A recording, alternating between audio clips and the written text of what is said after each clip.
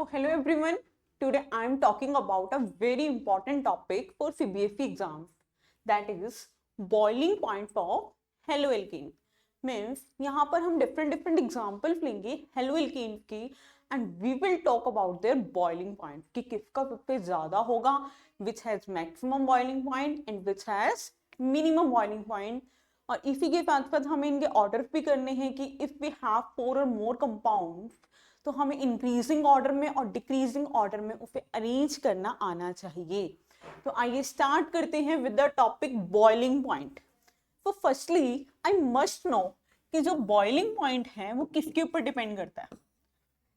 तो students, boiling point actually depends upon the factors. Like the first factor is, we can say not first, it depends upon the van der Waals force. It mainly depend upon the van der Waals force. And as you know, chemistry में it is the weakest force. ये बहुत ही weak force रहता है.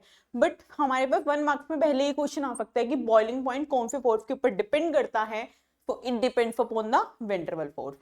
Okay, उसके बाद बात की जाए कि van der Waals फोर्स, अब मुझे कैसे पता कि किस कंपाउंड के अंदर ज्यादा है किसके अंदर कम है. So it will depend upon, अब यहाँ बात करेंगे पॉइंट्स की हम. So it will depend upon the area. Firstly I can say it depends upon the surface area. अब surface area पे किस तरीके से डिपेंड है वो देखिएगा. अगर मैं एरिया को इंक्रीज करती हूँ, if I increase the area, then boiling point will increase. और इसका वाइस वर्सा हो जाएगा कि एरिया को मैंने डिक्रीज किया तो बॉइलिंग पॉइंट क्या हो जाएगा, डिक्रीज हो जाएगा. अब सेकेंड पॉइंट देखिए क्या मेंशन करेंगे यहाँ पे, और ये किसके ऊपर डिपेंड है, मॉलिक्यूलर वेट के ऊपर डिपेंड है. It depends upon the molecular weight.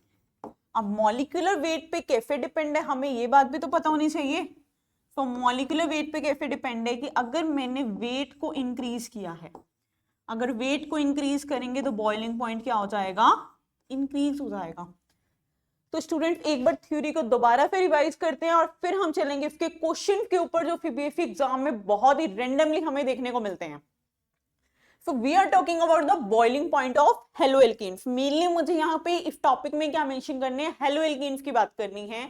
तो बॉइलिंग पॉइंट मैंने जनरली बताया, it depends upon the van der Waals force. 1 marks का क्वेश्चन ये आ सकता है, it is the important point. Further van der Waals force मुझे नहीं पता कि किसका ज्यादा होगा किसका कम होगा. It will depend upon the surface area, यानी कि अगर एरिया ज्यादा है तो बॉइलिंग पॉइंट भी क्या होगा, ज्यादा होगा. Secondly I can say it depends upon the molecular weight, कि अगर वेट ज्यादा है तो बॉइलिंग पॉइंट भी क्या होगा, ज्यादा होगा. अब थ्योरी को ज्यादा प्रोफिट नहीं करते, एग्जाम्पल्स पे आते हैं, वहां पे आपको क्लियर हो जाएंगे काफी चीजें. तो स्क्रीनशॉट ले लीजिए, आगे की तरफ चलते हैं. Okay, now I have 4 compound. देखिएगा मेरे पास 4 कंपाउंड्स हैं. तो हम अब बात करेंगे किसका बॉइलिंग पॉइंट सबसे ज्यादा होगा, सबसे कम किसका होगा. देन मैं इसको अरेंज करूंगी इंक्रीजिंग ऑर्डर में और डिक्रीजिंग ऑर्डर में. तो यू कैन चेक हियर कि जो CH3 है ये तो सब में क्या है, कॉमन है. CH3 is the common factor in all the compound. अब डिफरेंस क्या है यहाँ पे, डिफरेंस इज यहाँ पर क्या प्रेजेंट है, फ्लोरीन प्रेजेंट है, यहाँ पर क्लोरीन प्रेजेंट है, यहाँ ब्रोमीन प्रेजेंट है, यहाँ पे क्या प्रेजेंट है, आयोडीन. तो जो डिफरेंस उसकी बात करते हैं, we know that fluorine, chlorine, bromine, iodine चारों ही हमारे ग्रुप नंबर 17 के एलिमेंट्स हैं. एंड आयोडीन का मॉलिक्यूलर मास सबसे ज्यादा होता है. तो इसका बॉइलिंग पॉइंट क्या होगा, मैक्सिमम होगा. हम क्या लिख सकते हैं, having the maximum boiling point.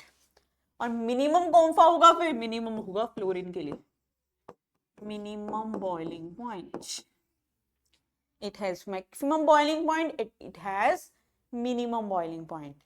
अब अगर मुझे अरेंज करना हो, क्योंकि एग्जाम पे मेरे पास मेनली ऑर्डर्स आते हैं, इंक्रीजिंग ऑर्डर में करना हो तो कैसे लिखेंगे देखिएगा. इंक्रीजिंग ऑर्डर इसमें फिर लेफ्ट टू राइट क्या होना चाहिए, इंक्रीज होना चाहिए. तो सबसे ज्यादा किसका है, CH3 का, I का. उसके बाद CH3 Br का होगा, फिर CH3 क्लोरीन का होगा, देन CH3 F का होगा. इसके अलावा अगर मुझे लिखना है डिक्रीजिंग ऑर्डर, डिक्रीजिंग ऑर्डर के लिए ऑर्डर क्या हो जाएगा, उल्टा हो जाएगा. यहां मैं मेंशन कर रही हूं डिक्रीजिंग ऑर्डर.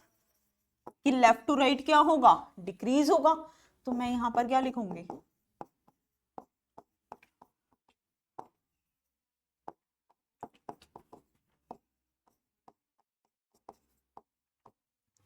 तो स्टूडेंट्स हमें इस तरीके से ऑर्डर्स लिखने आने चाहिए। तो 1 मार्क्स में हमारे पास ये भी आ सकता है कि विच है मैक्सिमम, विच है मिनिमम, और उसके बाद ऑर्डर्स दिए जा सकते हैं।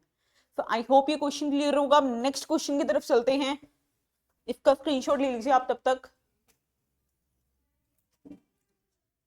The next question is bromomethane. देखिए फर्स्ट कंपाउंड क्या आपका, ब्रोमोमिथेन। तो सबसे पहले आपको इसका फॉर्मूला पता होना चाहिए कि ब्रोमोमिथेन का मतलब क्या है। मिथ मतलब एक कार्बन, तो it is CH3Br।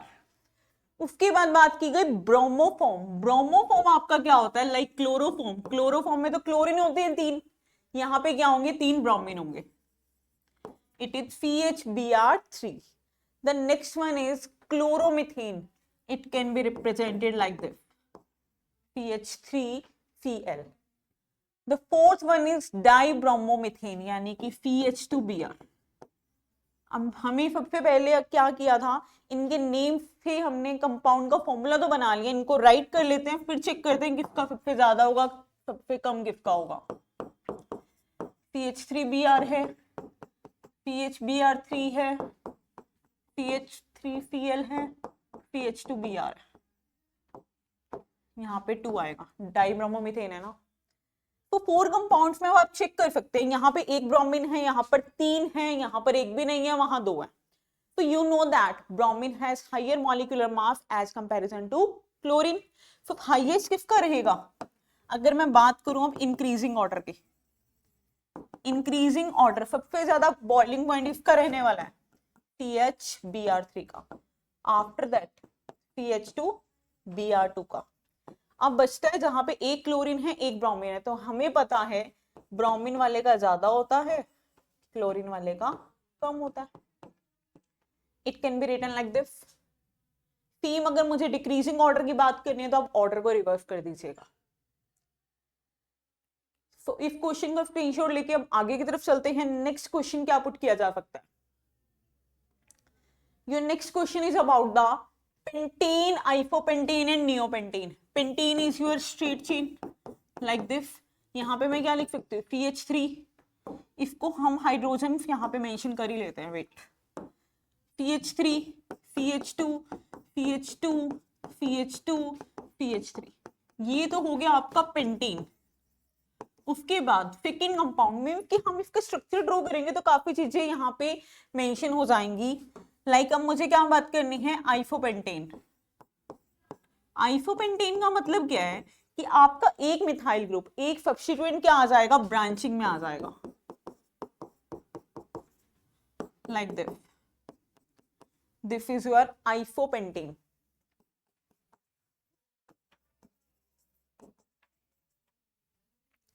Now the third one is neopentane. Neopentane में क्या होगा, 2 CH3 आपके ब्रांचिंग में आ जाएंगे, दैट इज नियोपेंटेन।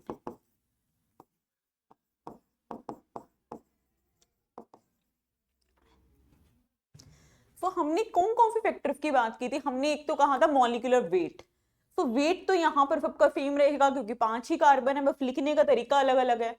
तो यहां पर हम कौन सा पॉइंट चेक करेंगे, यहां पर हम चेक करेंगे एरिया वाला पॉइंट।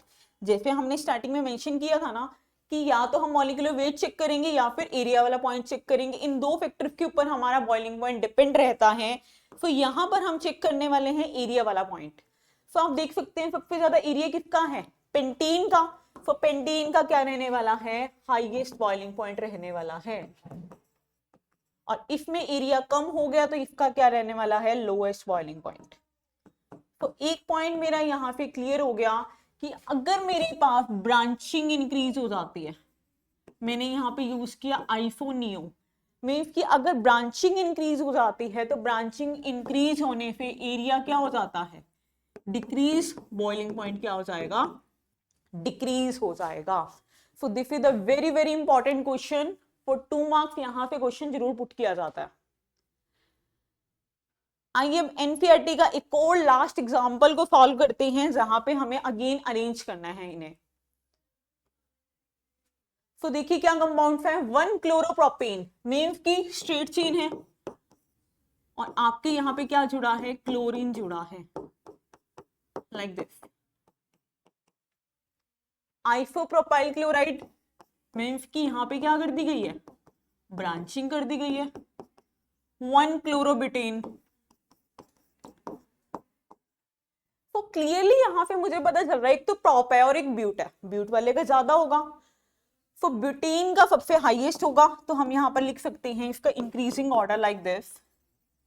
इंक्रीजिंग ऑर्डर में यहां पे मेंशन कर रही हूं।